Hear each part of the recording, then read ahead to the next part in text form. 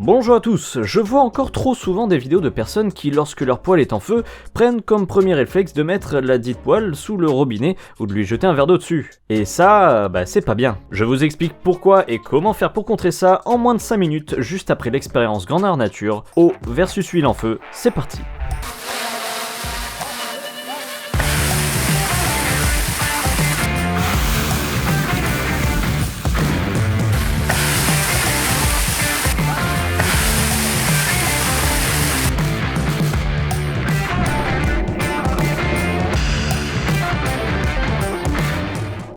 Alors, que se passe-t-il? Eh bien, c'est assez simple à comprendre, tout est une question de dilatation des gaz. Lorsque je vais lâcher l'eau sur mon huile en feu, celle-ci, plus dense que l'huile, va s'insérer en dessous et va se retrouver dans une ambiance un petit peu chelou, à 300 degrés de tous les côtés. L'eau va donc se vaporiser instantanément et va prendre environ 1200 fois son volume d'un seul coup. Résultat, l'huile va être pulvérisée en de milliers de petites gouttelettes de tous les côtés qui vont prendre feu et donc provoquer cette boule gigantesque qui atteint tout de même les 4 mètres de hauteur. Donc si une telle situation vous arrive un jour, voici la solution présentée par le S1066. Alors, en ce qui concerne l'extinction d'un feu de friteuse, le but, c'est pas tellement de refroidir, c'est surtout d'agir par étouffement, c'est-à-dire de priver le feu de comburant, en l'occurrence ici, l'oxygène de l'air. Donc comment on fait? On prend une serpillière bien humide. Alors moi je vais le faire avec mes protections habituelles, mais si vous n'en avez pas, vous vous approchez par-dessous, vous venez coiffer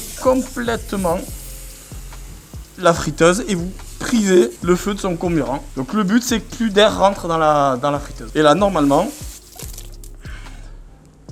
le feu est éteint. Donc on agit par étouffement, on prive le feu de son comburant. Et pourquoi on met une serpillière mouillée de préférence? C'est qu'il y a quand même une certaine température pour éviter que la serpillière prenne feu elle-même. Puisque là je ressens la chaleur, les calories qu'a pris la serpillière au feu. On est bien d'accord que l'eau directement sur la friteuse est à proscrire. Merci de votre attention.